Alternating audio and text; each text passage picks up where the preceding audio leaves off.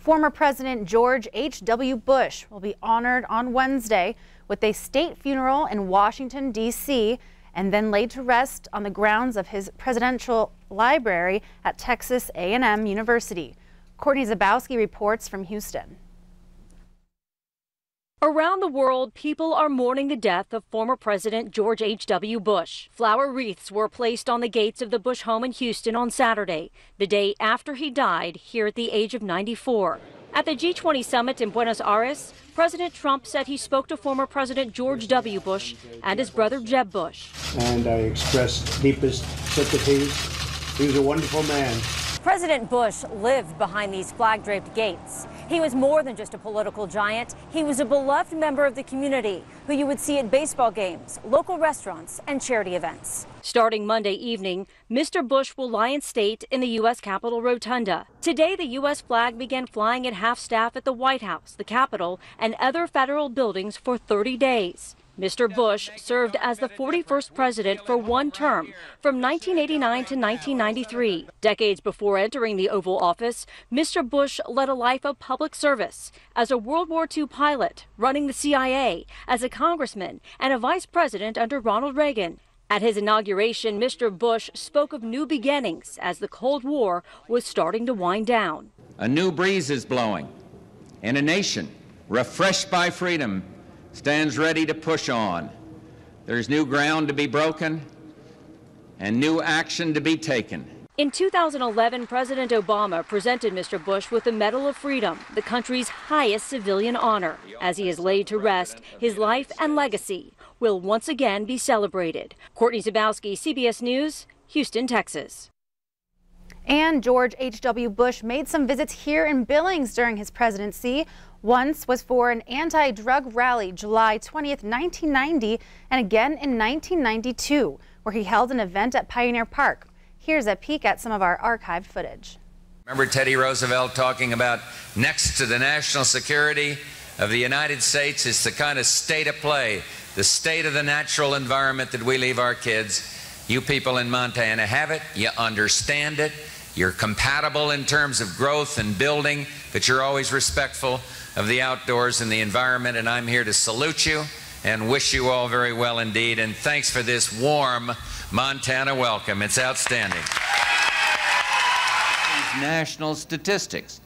Last year, the state of Montana reported a decrease in the number of drug abuse violations.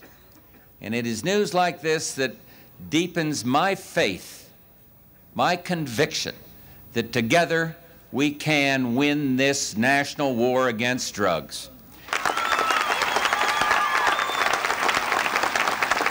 Each of you here today, by your presence, is sending the dealers of death a strong Montana message. We will not surrender our children. As requested by the President of the United States, Governor Steve Bullock ordered all flags flown in the state of Montana to be displayed at half-staff in honor of the 41st president, starting today, December 1st, until sunset on Sunday, December 30th. Bullock released this following statement. George H.W. Bush was a steady hand, a strong leader, and had an unwavering courage defending our American values at home and abroad. He was not afraid to do what was right for the American people, regardless of party. His legacy is a testament to how we should lead. U.S. Senator Jon Tester today released the following statement to celebrate the life of President George H.W. Bush. President Bush was a statesman who lived the meaning of service. His deeply held values made him a giant at a time where bitterness and division were all too common. We must remember his legacy and commit ourselves to the kindness he hoped for our nation. And as requested by the President of the United States, again, Governor Steve Bullock ordered all flags flown in the state to be displayed at half-staff. And also today, MTN received word from Jon Tester's team telling us the team was informed by CBS that due to the death of George H.W. Bush, the scheduled guest appearance of Senator Jon Tester on Face the Nation, scheduled for tomorrow, has been canceled. And meteorologist Connor Pregitzer joins me here at the desk. And now the calendar has flipped to December. Indeed it and has. I think a lot of people have their minds on the holiday season. And I know you've been thinking a little bit about the holidays too. I have indeed. You kind of have to, right? As soon as it says December, you just think, you're like, all right, it's time, it's reasonable. I can think about the holidays now. And I think a lot of people think about a white Christmas, or at least I do. Maybe we don't all think about snow as much as I do, but that's what I think of when I think about Christmas. And a white Christmas is defined as 1 inch or more at 5 a.m. on December 25th. And the historical record shows us it's about a 50-50 chance. In fact, almost exactly a 50-50 chance, 50% white Christmas, since records have been kept at the airport since 1934.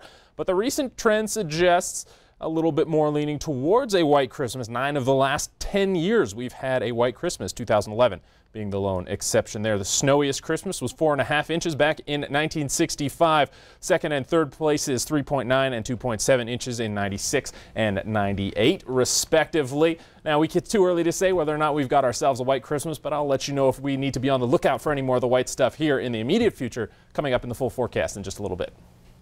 Thanks, Connor. Alaskans are cleaning up today after a 7.0 magnitude earthquake struck just 7 miles northwest of Anchorage, the state's largest city. One Montana man was traveling through the Anchorage International Airport when people around him started evacuating the airport. Bill Swenson of Florence said he held on for dear life. The earthquake rattled buildings in Anchorage with reverberation so strong they could be felt up to 350 miles away. Students dove under desks to take cover as the quake rocked classrooms. And hundreds traveling through the Anchorage International Airport were evacuated and their flights rescheduled. One of those is Montanan Bill Swenson. Fire alarms went off and people were coming around saying, evacuate, evacuate. Swenson, who was on his way to visit his daughter in Nome, Alaska, was in the security line when things started to shake. You could see the columns in the building moving, ceiling tiles coming down, water pipes and sewage pipes breaking in the bathrooms. It was kind of scary. He said this feeling lasted for 30 to 40 seconds. Now, outside the airport, the quake ripped through major roads across the region, including parts of Alaska's scenic Glen Highway. Traffic piled up for miles as cars inched past damaged areas. CBS News correspondent Carter Evans caught up with Governor Bill Walker after he surveyed the damage from above with the Alaska National Guard. Walker told CBS News it brought back memories of the state's devastating 9.2 magnitude earthquake in 1964. The sheer strength of an earthquake, that you can crumble a perfectly good highway, you can buckle a bridge, I mean, it was amazing, the power behind what we saw. Governor Walker believes that the strict building codes saved lives, and he added it could take weeks to recover. In Missoula, Kent Lutzen, MTN News. Swenson is safe and currently waiting for his flight to see his daughter in Nome, Alaska. He said this flight was not delayed because of the quake, rather just severe weather in the area.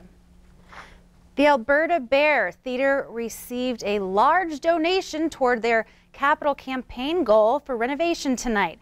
Billings Stockman Bank Market President Wayne Nelson presented a donation to the tune of $285,000 to the theater.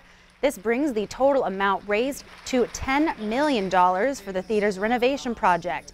Alberta Bear Board of Directors President Ron Yates and Executive Director Jan Dietrich were on hand tonight to accept the gift. The donation was announced just before the Oak Ridge Boys took the stage for their sold-out show at the theater tonight.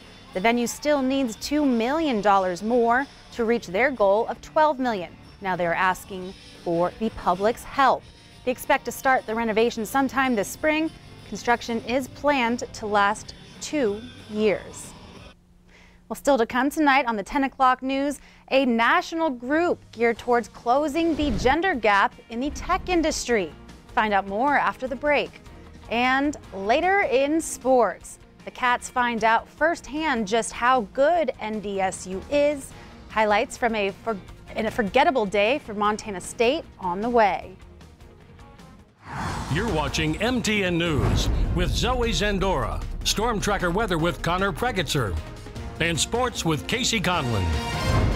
This is the 10 o'clock news on Q2, Montana's news leader.